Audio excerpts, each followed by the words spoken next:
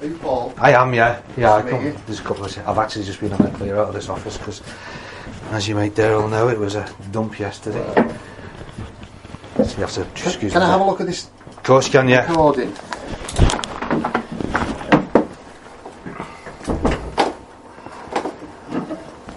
I'll just whizzy that round a bit for you. Where are we? Local flow. Is this the same guy that was involved in the incident in the shop the other week? Yeah.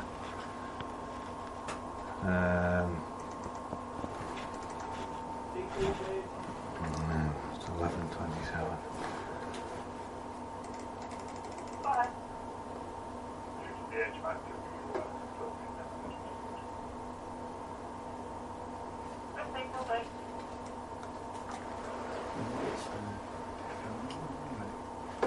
What was unavailable? 2.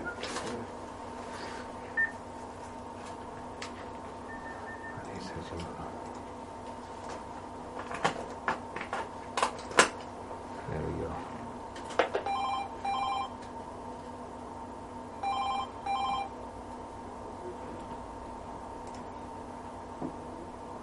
So this is the one where he comes across and shouts across. Yeah. I say there's an electrician there who witnessed that. So that's the one there's not much you see on there other than the fact he did go past. And then the other one... You were standing just right around the building line, yeah, literally, I would say opposite that car, possibly half a car's width, probably here. It was literally right under the sign that the electrician's working on.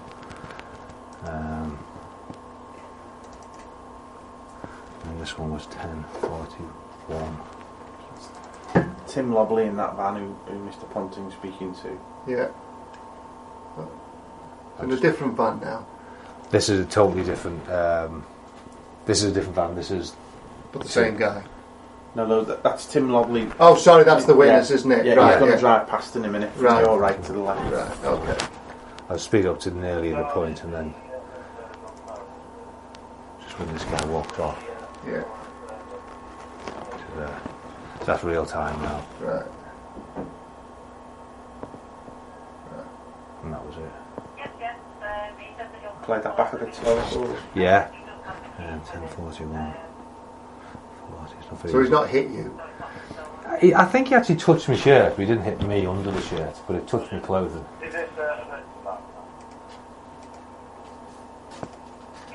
Let's go back there, okay, so 10:41. Hello. Oh, cheers, Jay. Tell me. And go back in there, so.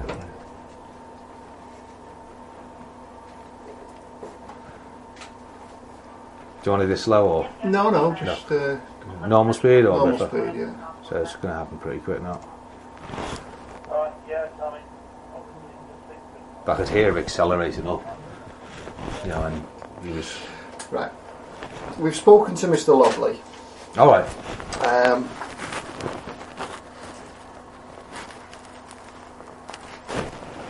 He's didn't see the van veer across the road, which I think was the initial allegation or the initial comment that was made.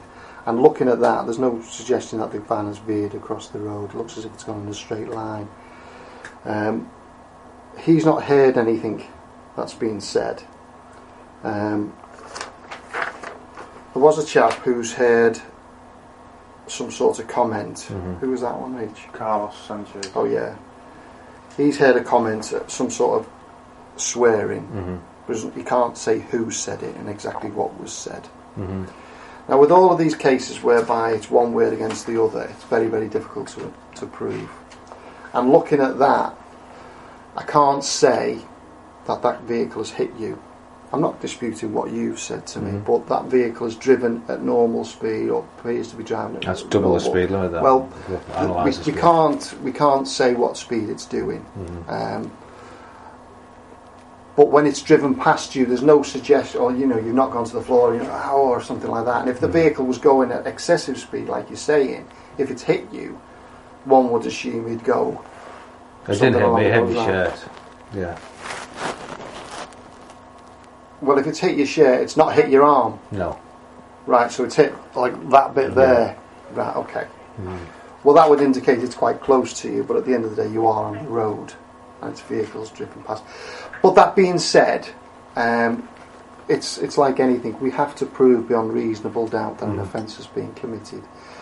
We've spoken to these other people, and we can't prove that. We can't say. I'm not going to say that what you're telling me isn't the truth. I can't understand what you're saying. You can't prove. The courts decide what's reasonable. The courts do, but it has to be one in the public interest, and you have to have an honest held belief that you're likely to prove beyond reasonable doubt a successful. The guy come across here, we can prove he was doing nearly double the speed limit because I've done the time distance calculator. He's doing 34 mile an hour. Well, to prove that at court, he drove recklessly. To prove that at court, yeah, you couldn't prove that on that. You would have to prove that with a police detective device. But you can prove he was driving recklessly, because if you drive along and irrespective of he's driving in a straight line down a road with a pedestrian in the road, and he carried on. I'm telling you that I can't prove that vehicle. Okay, so you're not going to do anything about it? No. Okay, thanks very much for your time. Is that okay? Not at all, no. Is there anything else you want to ask me? No, I just want you to leave. Okay. Take your numbers. My name is Carl Lloyd, and my collar number is 2519. What's your rank? Sergeant. 19. Who's your superior? I don't have any superiors. You don't have an inspector? Yeah, he's a senior officer, not superior. What is your superior implies somebody who's better. Okay, it's reasonable for me to think that he may be better than Absolutely. him. What's his name? Inspector Hill. Number? And his collar number is 1833, and he's based at Preston. Okay. So you're not going to take a crime seriously with somebody drives recklessly at me on the road? I've given you my answer. Okay, there's the door. Okay? Not at all. Absolutely. You know what, you guys have absolutely got it in for me, haven't you? Not a chance. If you want me to sit down and discuss it further... Come on then, yeah, let's discuss it further. I'm interested to see why, with an independent witness... If you interrupt me, okay, I won't get no discussion. Okay, well sit down. Sit down. Sit down? Please. No problem at all. How can I help you? I want to know why you're not going to take it seriously where somebody... I've just explained.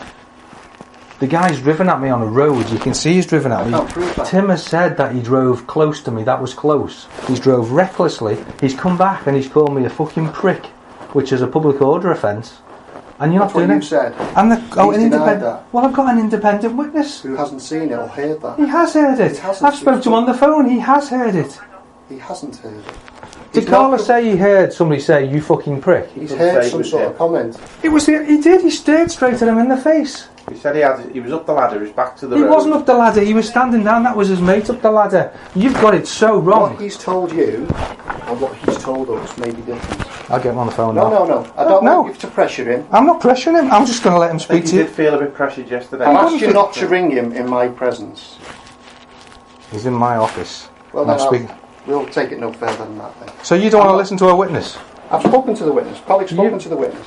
And what did he say? I just told you. He said he heard words, but he couldn't say exactly who it was, and he seen a van go past and he couldn't identify the driver. You are so wrong, because he spoke to me. Why is he wrong? Because that's not what he said. Well, we'll speak to the person he said. No, because we don't want to put him in an awkward position. You're not putting him in an awkward... Trust me, you won't be putting him in an awkward position. I've just said no. You're not putting him in an awkward position at all. I've just said I don't want to put him in an awkward position. You won't. I swear you won't put him in an... If he's in an awkward... Whether you swear or not is irrelevant. I'm sorry, but it is, because in a court of law you swear to prove that you're not going to lie. So I've given you the result, Mr. Ponting. I've told you what's happening, and that's the end of it. It's not. It's not. That's the end of it as far as I'm concerned. Well, obviously you don't get the last say, do you? Because I'll be taking it further. Well, that's fine. You've got my details. You can do whatever you want. But I just want you to hear what the witness has said, because what you said about the witness. You told me that the witness. You told me that the witness did not want to leave a statement. I said he would if he had to, but he didn't seem keen. No, he did seem keen, because I spoke to him afterwards and he said he will stand up. To identify who it was. He can. It was the guy in the van. I spoke to him this morning. There's 2 people in the van. We only seen the one with his head. There's 2 people in the van. Is it possible or reasonable to suggest that other person may have made that comment? Absolutely not, because he stuck his head out the window. I'll tell you, because he stuck it. I'm telling you, the window was open. The window was open.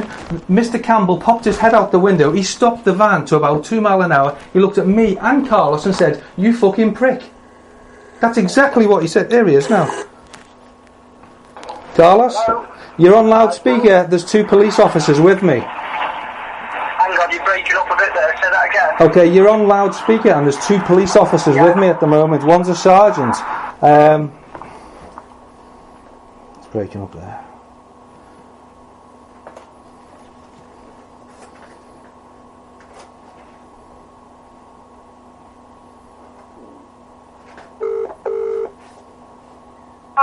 Hi Carlos, can you hear me? Yeah, you're there. Yeah, you're on loudspeaker as I say, and there's 2 police officers with me. The police and Carlos, be 100% honest, I do not want you to feel under pressure, okay? Okay. Okay, the police officers are saying that you've said that you didn't see this person call me, or you, a fucking prick. Did you see a man in a window with his head out the window saying that or not? I did, yeah. I didn't say that I never saw them myself. I never saw him the first time when he tried to knock you over, but Tim did. And then I said to the policeman on the way back, he slowed down, he stuck his head out the window and said, you fucking prick, or something like that.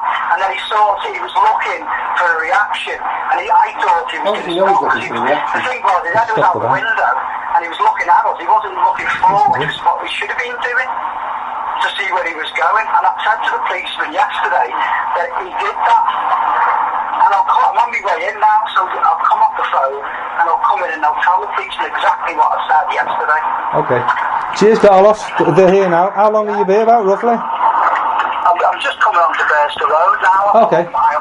Alright, cheers, mate. So I'll be less than a minute. Okay, thanks, mate. Alright. Cheers, bye.